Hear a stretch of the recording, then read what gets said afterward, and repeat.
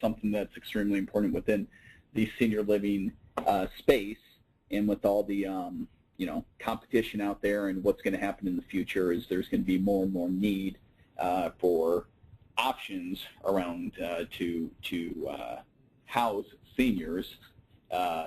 Service is going to be an even more critical piece. So today, like it says on the screen, we're going to be talking about creating a service culture. My name is Jason Keesaw, and I am a training development manager within Merit Senior Living here. My phone number and my email address right there as well. It'll be on the final slide of this webinar. So for those of you who are not familiar with Merit Senior Living, we provide HR services. We partner with senior living communities all across the country in a variety of areas in the human resource space. In some of the communities we work hand in hand with the HR professionals that are on staff. And then in other situations, we provide, we are the HR department. So my responsibility is the training and development piece of our offering. So most of you went to, if not all of you, went to seniorlivingleadership.com to register for this webinar. If you have not had a chance to take a look around seniorlivingleadership.com, variety of opportunities for training and development, from face-to-face workshops to executive coaching to executive forums, and we'll be continuing to add different types of learning opportunities to our offerings here with more of a self-study courses and virtual training opportunities and things like that. We really want to create an environment where we're meeting all of your needs so that your members of leadership and employees have the greatest opportunity to grow and succeed. When you RSVP'd for this webinar, you were asked a question, what is the key to creating a service culture? And here are some of the answers. We had numerous people talk about staff buy-in. I put everything into the, I put all that under the one buy-in. But a lot of great stuff here. A value-based culture, that's going to be something that we're going to be discussing as we move forward here. What do employees find meaningful? We'll be touching on that in a variety of areas. Expectations, absolutely. Communication, very big deal. So all of you who participated in this and filled out the question hit the nail on the head with everything. I think you'd agree the challenge that we all have is how do we make everything live within the community? Everything sounds good philosophically, and you may know everything and be able to explain it and talk about it and things like that, but what's it mean to put it into place? How do you make it a part of your culture, living and breathing, and have everybody on board? So this is some great information we're going to come about here. So for the agenda, we're going to understand your role as a service leader, and that's really how we want to position it. We have a variety of positions on the phone here. Responsibilities within the senior living space. We have HR directors, we've got executive directors, we've got higher level leaders such as CEOs, things like that on the call here. And if we can remove all those specific titles and just kind of take a step back and say you are a service leader. And when you start to look at yourself in that context, it kind of gives you a whole different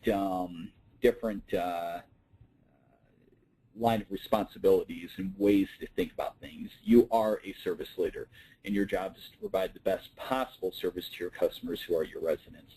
And we all know that that's what's going to keep your occupancy where it needs to be. It's going to keep referrals coming in. It's going to keep your community successful for a long time. So we really want to talk about the role of a service leader.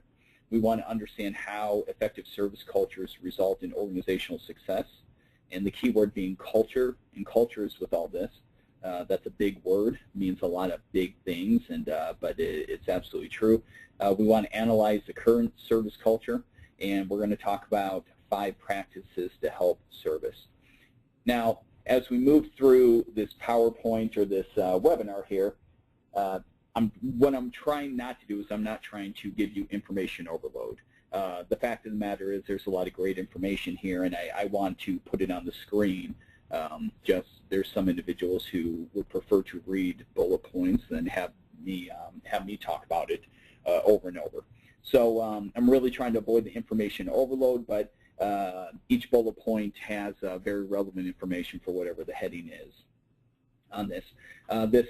This program right here, you're getting a half-an-hour glimpse into what at full capacity is a 4-hour program that would be intended to be taken through with leaders within your organizations, and can also be modified down to a 2-hour course and things like that. But nonetheless, this is some really great stuff. I don't care if you're in the senior living industry or what type of organization you're in. Establishing a culture that focuses on service is going to have huge benefits. Just really, really good stuff here. What we're also doing, if you look on the right-hand side of the page, we have a chat section and we have a question section. And I'm going to be asking some questions as we go through this, just to kind of gauge what your thoughts are on some things, or maybe where your organization is in relation to what we were talking about here. So I ask for your participation. So when we're talking about creating a service culture, DDI's created what they call a service success loop. And there's really 4 components to the service success loop: business success, employee satisfaction and retention, customer satisfaction, customer loyalty. And you'll see that leadership is in the center of that. Regarding the business success, to be successful, your organization needs every advantage. Quality and price are important to your community success, but loyal residents are even more important. Loyal residents will choose your services over competitors, even if there's no difference in quality and if the price is a little higher. This kind of loyalty increases profitability and financial health, and all that is obviously really important to the viability and survival and success of your community. When we're talking about customer loyalty, there's a big difference between customers who are loyal and those who are merely neutral. People who aren't necessarily dissatisfied with what your offering is, but they don't have a strong positive association with your services either. Loyal customers value your services, and so much that they'll freely choose to do business with you again and again. And that means retention, and that means sharing that with friends and family. We want to create a very positive experience, a positive association when they're thinking about their experience living at your community. Customer satisfaction, to create that kind of loyalty, you have to satisfy your residents consistently, and today that means doing more than meeting their expectations. You also have to exceed their expectations in a way that is truly memorable. It's think about the last great service experience you've had, and what you did with that information and who you shared that with, and just the feeling you had. There's a big difference, and you want to create that every day for your residents. And then the final piece that we talked about is the employee satisfaction. Regarding this, employee satisfaction and retention, this is a really big deal. And what I've challenged some communities to do that I've worked with, I've had some communities develop a mission statement of sorts for their staff and how they're going to serve their residents. But the opportunity that I see is, what does that mission statement look like for how your employees are going to be treated? That's a really big deal. Part of that exceeding the employee experience is giving them consistent results and meeting those expectations. And we all know in the senior living industry there are some areas within each community that experience higher turnover than others, whether it's dining or housekeeping or things of that nature. And we really want to try to get a handle on that. Those are the frontline employees. Those are the folks that are they're the face of your organization. They are the ones that your residents see and identify with every single day. And you have got to have an employee satisfaction and retention strategy that's a part of your culture of service excellence, because you can come up with the greatest ideas in the world, but if you don't have a team that's going to follow through and execute, you're not going to get very far. So when you look at this service success loop of business success, customer loyalty, customer satisfaction, employee satisfaction, and retention. Which of the 4 areas do you think you have the greatest opportunity for improvement in?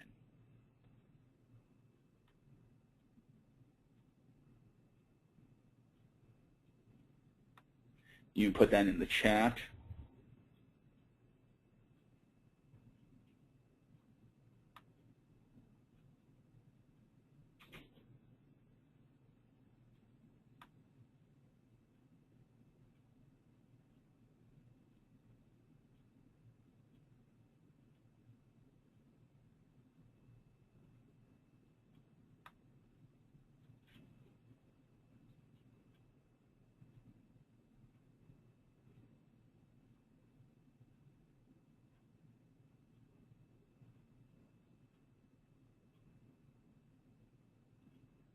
So employee satisfaction and retention, someone says, that's a big deal. I'm seeing that with multiple folks, employee satisfaction and retention. We kind of forget about that, don't we? We're so focused on satisfying our residents that we kind of lose sight on how they're going to be served and the consistency they're going to be served. Anyone else before we move on? Which of the 4 areas do you have the greatest opportunity?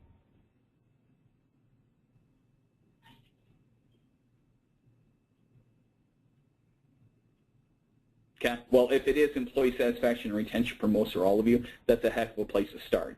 Again, we give a lot of attention to our residents, but what would happen if we gave similar attention to our employees, and what would that result in?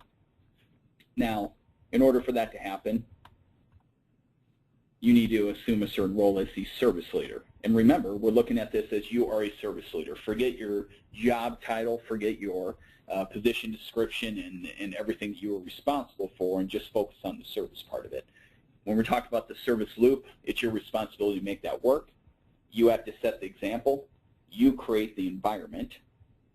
You set the expectations, what skills are needed, what processes are needed, what behaviors you want to see.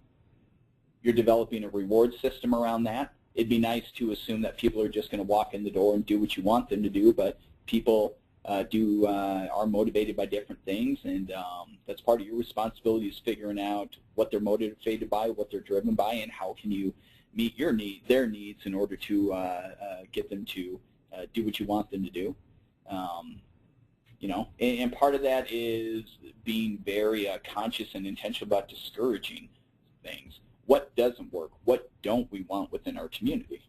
I was working with the community 2 weeks ago that they said that when they are doing their interview process, if the interviewee comes in and they're not dressed professional, they send them home. They send them home. They simply say, we are a professional environment, and this is not how we dress here. If you would like an interview, come back tomorrow, look in the part. And wow, you wanted to talk about a test of character and commitment on that. And they do have a fair amount of people that come back, and that's a pretty effective way to send a message. But you want to be active in discouraging those skills. Continuous feedback and coaching. This is another big thing that we talk about, is that leaders, you know, they're responsible for for what they're responsible for, but they don't always do a great job at communicating back and forth with your staff. Giving feedback and coaching, and part of that feedback is listening, is going to build trust. You're going to learn more about your staff, going back to the retention and engagement, and it's going to help everybody get on the same page, and part of it is giving authority. I talked to one community where their third-level leadership, their, I guess, department managers, they didn't know what authority they had. Therefore, they were very insecure with decisions they make, and they did not make decisions. So part of what we worked with is, how do you make sure that they understand their leaders, and how do you help them understand that they do have authority and can make a difference? So, but as a leader, we're responsible of this, and this is probably the most critical piece when we talk about self-management, is that if you're not doing these things, how is it going to live in your community? How is that all going to work out? How are you going to exceed your resident expectations? So we're going to talk about 5 service leader practices moving forward. We're going to talk about creating an operational service vision.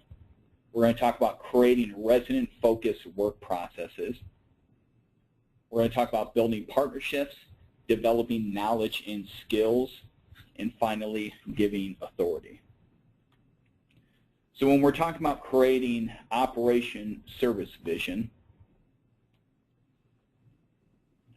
identify resident expectations. Prioritize the resident expectations. Once you understand your resident expectations, you need to figure out what goals and what things need to be done to meet those and developing SMART goals around them. And we talked a little bit about SMART goals in a previous webinar, but specific, measurable, attainable, relevant, and time-bound, right? So we want to make sure that we are setting really good goals so that they can be communicated effectively, they communicate clear expectations, and the people that we need to listen and follow through on them are able to do so. We want to select high payoff service objectives. That's part of the prioritizing here, is that there's 100 things that you could do every single day. Which ones are the high payoff? And from our perspective with this, with the topic of this webinar, high payoff equals exceeding resident expectations. You want to build commitment. So this is part of the creating the vision. Within the vision is building the commitment, and how are you communicating the vision to your team? How are you creating the vision to your executive team to where they are going to go out and communicate the vision effectively to the people that report to them, and so on and so forth.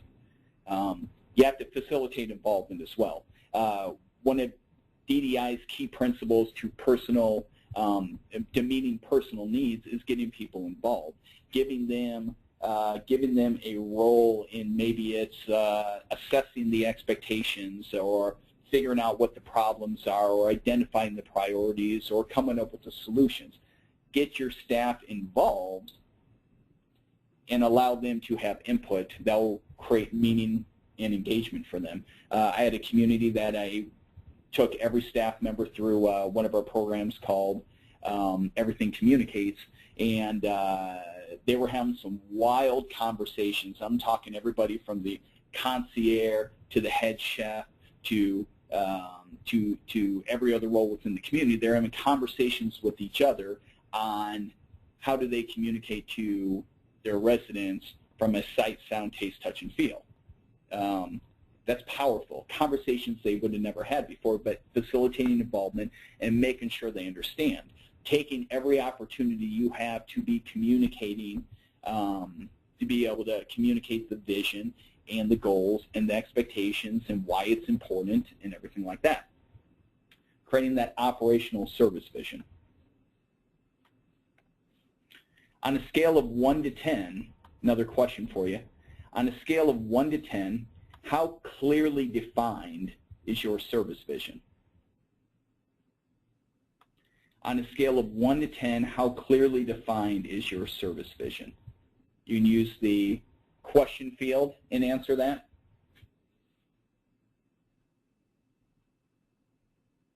How clearly defined is your service vision?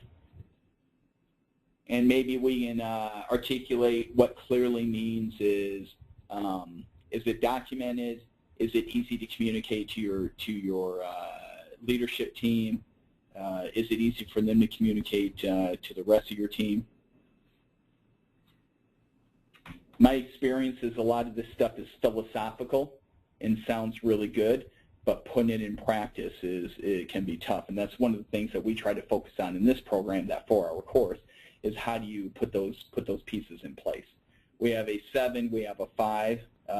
Definitely appreciate the honest answers here. This can be kind of what I like to call character building questions, where you may be saying, you know, definite opportunity here, and it could create a little insecurity that hopefully is motivates you to look at some things.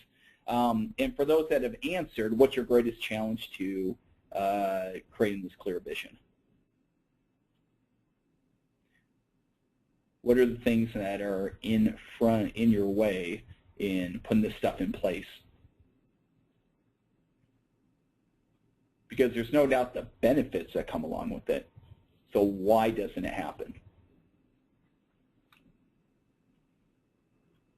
A lot of the time I hear time. time to do it. Time constraints. Yeah. Years ago, I was a business coach, and when I worked with with my clients, we talked a lot about, oh, that's another great one, too many initiatives all at once, no time. Well, then it goes back to focusing on what you're focusing on, the priorities. We would talk about working on the community versus in the community. And as a leader, you can get pulled many times to working in the community. And when we're talking about working in the community or in the business, it's doing tactical things. It's putting fires out, solving problems, taking specific action on different initiatives or issues, which all need to be done. But that's working in the community. When we talk about working on the community, that's that strategic thinking. That is that strategic time where you're able to sit back in your chair, look at your whiteboard, and map out what you want the future to be. And when you're able to set aside that working on the community time, you'd be surprised on what you will accomplish. And with my clients, what we'd recommend is we'd recommend an hour a day. Schedule an hour a day for strategic time. Now, you may say that's way too much time to devote to that. That's cool. Do a couple hours a week, an hour on Tuesday and Thursday morning, whatever. But this is your time to sit back, and I love the image of a whiteboard. I write on whiteboards a lot, and it's a big white space, and it's nothing but opportunity for creation on there. Ideas, creativity, strategy, however you want to look at it. Put the Sharpie, not the Sharpie, put the whiteboard marker to the whiteboard and start mind mapping and getting the junk out of your head so that you can make sense of it. Okay? That's a big deal. That's a big deal in creating that vision and moving forward, is giving yourself the opportunity to do it. So I would encourage everybody to be very intentional with your time and schedule time on your calendar to be able to sit back and think about this stuff, and that will eliminate the time constraint challenge in getting it done. Time, big deal.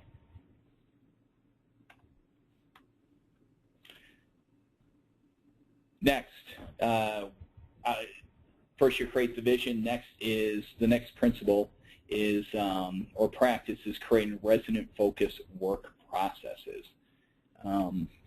This is another big deal. You know, we have binders and directories of work processes. And the whole idea of a process is so that processes or whatever you want done is clearly documented, so it can be repeated in the same manner so you'll get the same results. It's protection when people turn over. Have processes in place for them to reference that establish here's what the culture of our community requires. Here's who we are. These are the processes we do every single day. A good idea with this for how much I try my best not to eat there as much. McDonald's lives on processes. This is why they're the most successful restaurant in possibly the world, and the majority of their employees are high school students or less educated, right? Because they have processes in place that define exactly how they want things done to a T, and they're hiring people and communicating in a manner that gets that done. So when we're talking about processes, we want to think about the way things get done that are focused on your residents. A lot of you do a great job at identifying the resident needs, and you know, I've recently been doing some research just on more of the generations in the workplace and looking at the different needs of social needs, the health needs of residents, spiritual, all the different dynamics that you are responsible for fulfilling and paying attention to every single day. But how often do we take a look at what our residents don't want? Okay? And what residents don't want and don't like, and frankly none of us want them, we don't want processes that are in place that put organizational needs above our needs as customers or their needs as residents. So a good way to look at your processes are whose needs are they putting, whose needs do they put first? Your communities or the resident needs?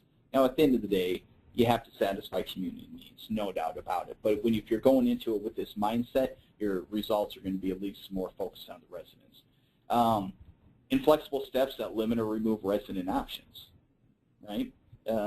Part of we do a training called Human Truths, and one of the human truths is we all want to have a feeling that we have control and we have options.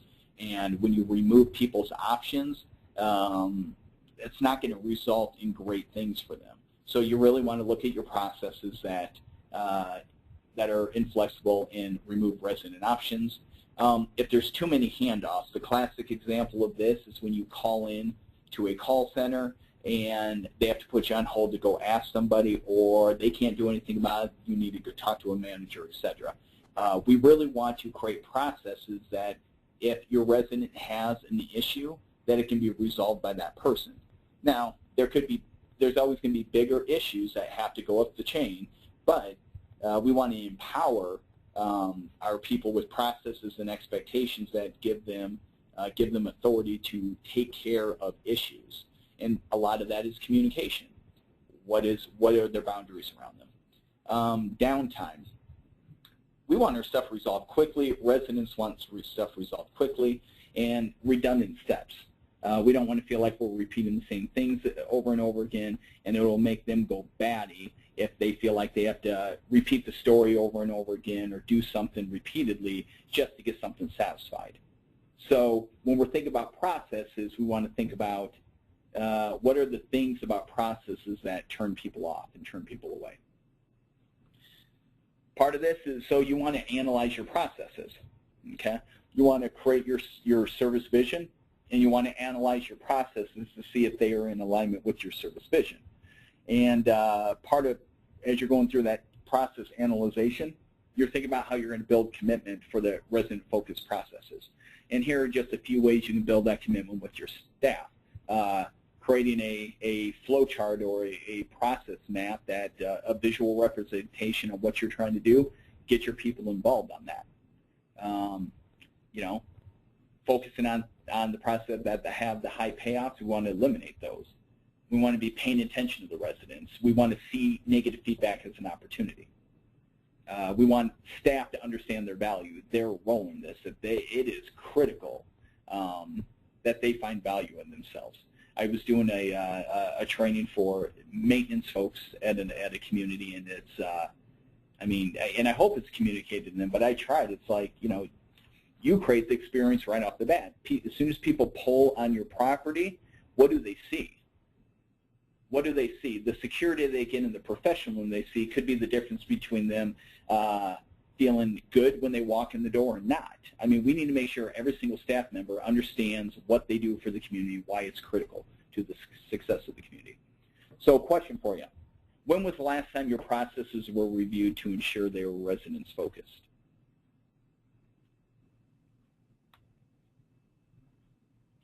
When was the last time your processes were reviewed to ensure focus?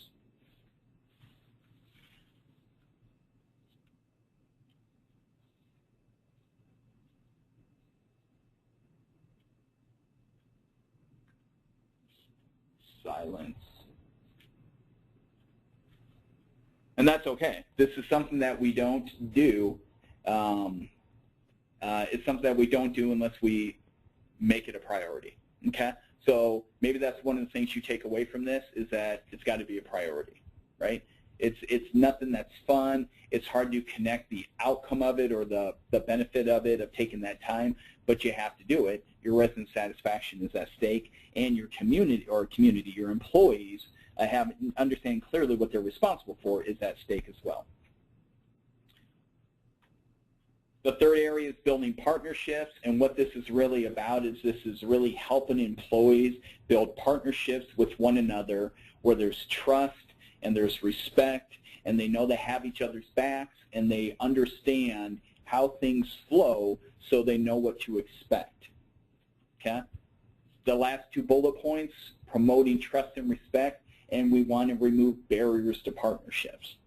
And a good way to start with removing barriers is to go into it with the goal of building those partnerships. How are you going to facilitate your employees working together and getting what they need to be successful. Definitely a responsibility of the service leader. We want to give everybody the opportunity to develop the knowledge and skills to be successful. And this is very much of a cultural thing. Learning is valuable. You want to provide the time and resources for learning, and I would actually challenge you to provide those time and resources to yourself. This is part of that strategic time, being able to focus on bigger things, whether it's learning or whatnot, removing the barriers to learning, and clearly communicating that it's important within your community is a big deal. If your employees don't feel that it's important, why would they reach out and try to grow themselves? Make it a responsibility for everybody, and part of the developing new skills is that when we screw up, we have the security and confidence, and our leadership gives us the security and confidence to say, you know what, I'm not going to do that again. I'm going to figure this out. I'm going to learn how to become better. Encourage learning. And I won't go through this whole list, but these are just some different examples of how people can learn. It's really convenient to be in the role that I'm in as it relates to this, because I'm always paying attention to trying to pay attention to relevant pieces of information out there. And the internet is a beautiful thing. Yes, it can be a big distraction. Yes, there can be a lot of junk on there. But if you're focused and know what you're looking for, you can find tons of great, valuable information to provide education and value and things like that. Articles. There are so many great articles out there on top 10 lists, top 10 ways to do this, 5 ways to do this, that may appear to be common knowledge and could be redundant, but it's valuable information. It's stuff that staff may have never heard before, right? May have never been exposed to, and you could be the leader that exposes them to that and puts it on them that it's important for them to do so. Help them grow as well. Finally, we want to give authority, and it's giving employees permission to correct problems and recover from mistakes. Eliminate the approval steps. You know, part of it is saying, listen, I trust you to handle this. That's a big deal. They're going to, if they have to run to you or run to somebody every time they want to resolve something, you're going to create a dependency mentality, and they're not going to have the confidence to take care of it. Okay? And when people are not confident, that leads to a whole other bag of challenges. So you really want to inspire confidence, and you want to give people the ability to make decisions. Build confidence that, you know what, if the process that's in place doesn't satisfy our issue, we're going to, we have some wiggle room to go around that. And always avoiding barriers. So all this stuff we're talking about, you want to ask yourself, what can get in our way? Why is this not happening? What can get in our way? How do we overcome that? So we want to give authority, and part of that is removing the barriers and let people do their thing and be successful. So as a recap, service leader practices. And it's a hierarchy, so you have to start with the vision. Create the operational service vision. Within that vision, creating resonant, focused work processes. Making sure you're building a partnership with all your employees who are going to follow through on these processes and make them live. Giving them the tools to do so, and giving them the confidence and decision-making ability to make things happen.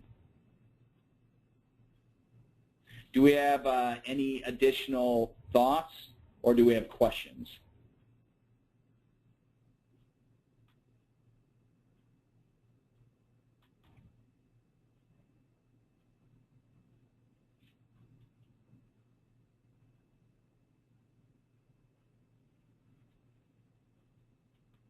If not, what was your biggest takeaway? And I know it's a lot of information, and really the purpose of this was to, you know, the purpose of any of these free 30-minute webinars is to give you some bullet points, give you some concepts, some ideas that if you're interested in, you can follow up on. Whether you seek out information from other sources, you can definitely reach out to us, and we can try to provide as much value as we can. But what was your biggest takeaway from the last half hour?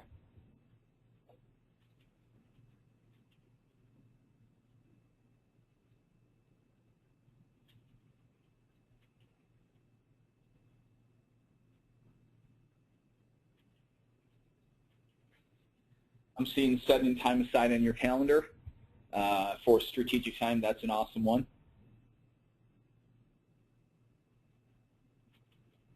Time to work on the business. Going back to the focus on employee engagement and retention is a big one.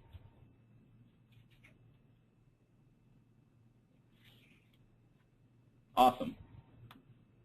Well, I'd like to thank everybody for their time, and hope you found value in this. Again, my name is Jason Keesaw, Training and Development Manager with Merit Senior Living. All of our contact information is right there. If you're interested in learning more about various programs that are focused in leadership and hospitality and service, you can go to seniorlivingleadership.com. Shoot us an email. I'd be happy to try to provide other resources as well. But again, I hope everybody got value from this, and we hope to see you in 2 weeks for our next free 30-minute webinar. So have a great rest of the week, everybody. Oh, I'm seeing, can we get a copy of the slides? My email address right there, can I ask you to email me? And we can figure something out with that. All right. Have a great rest of the week, and we'll hope to see you in a couple of weeks for our next one. Thanks.